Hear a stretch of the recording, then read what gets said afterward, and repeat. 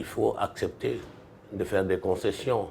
Et il faut savoir si l'on veut aller vers un processus pacifique ou pas. Si on veut aller vers un processus pacifique, eh bien, le bon sens voudrait que, au moins, sur ce fichier qui a beaucoup posé problème à l'occasion du parrainage, qu'on puisse se mettre d'accord, qu'on puisse avoir un compromis, un minimum de consensus pour établir la confiance. Parce que c'est la confiance qui est à la base de l'élection. L'élection est déterminée.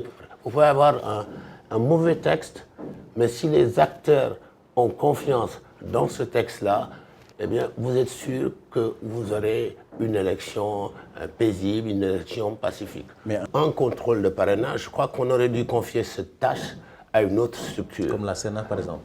Comme la Sénat.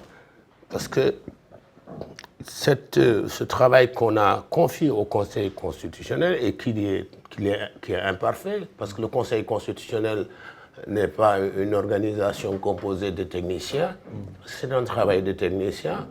Des erreurs ont été commises et ces erreurs rejaillissent sur le travail et sur la réputation, sur la crédibilité du Conseil constitutionnel, qui est quand même une des structures de la justice, une des structures les plus prestigieuses.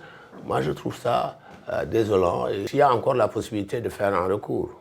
Et je crois que les avocats d'Ousmane Sonko vont introduire un recours.